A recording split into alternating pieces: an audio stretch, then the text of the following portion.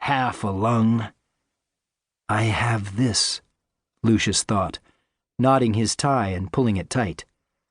I have today. As though Barbieri could hear his unspoken reply, he said, You've made the best you could of a thin life. Now go out and enjoy yourself, while you still have time.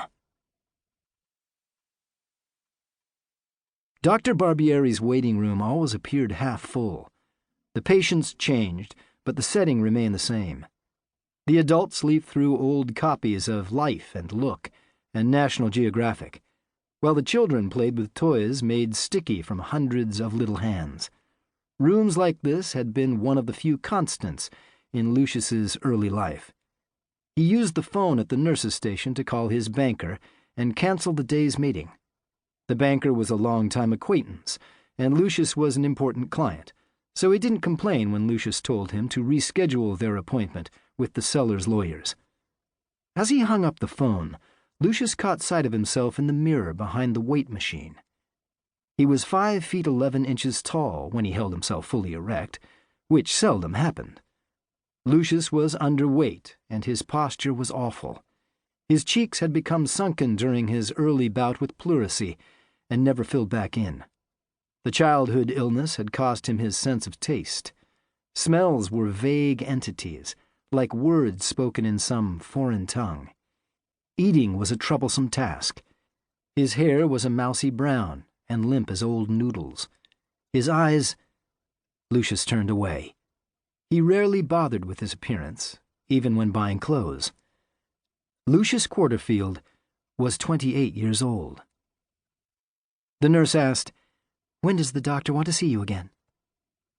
He didn't say. Her hand hovered over the appointment book. Are you sure, Lucius? Not a peep. Maybe he thinks I'm all better.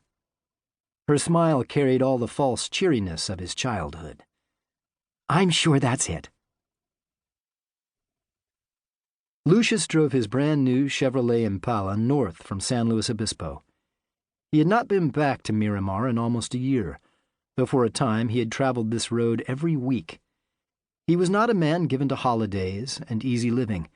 Recently, his only days off had been when he was unable to rise from his bed.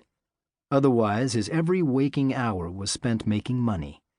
When the doctor said he should take some time off and enjoy himself, this journey was the only thing that came to mind.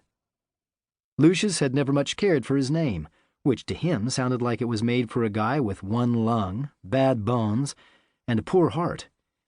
He had always preferred Luke. He considered Luke to be a hard name, full of the go-ahead spirit that burned with volcanic fury inside him. 3 days after his 16th birthday, Lucius Quarterfield had taken his meager inheritance, borrowed everything his 2 older sisters were willing to loan him, and bought a vacant lot, a block off Santa Barbara's 5th Street. Even then his sisters recognized their brother had something most people lacked, a fire his ravaged and weakened body could scarcely contain. Lucius had strung plastic multicolored flags and buntings from the trees, paid a builder to clear the earth and lay down gravel, erected a moth-eaten army surplus tent, and put 9 road-weary used cars up for sale. In the 12 years since then, Lucius had built an empire that contained 11 dealerships selling some blend of the GM lines. He also owned another 4 businesses that combined used cars with farm equipment. His 2 sisters had long since moved to Florida, as far from their father's memory as they could get, and lived in houses bought with Lucius's earnings. They sent him Christmas cards and phoned when they needed something. Lucius didn't blame them for their distance.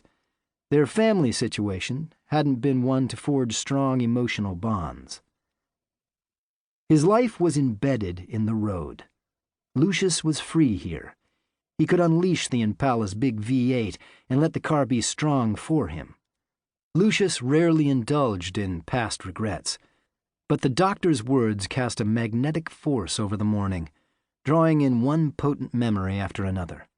His sisters had loathed their father and revered their mother. Their father had been a stonemason and a nasty drunk. Lucius's few memories of his father had been of a burly giant, massive in every way. To keep listening to this audiobook, I've left you a link in the description so you can do it, at no cost thanks to Audible's 30-day free trial.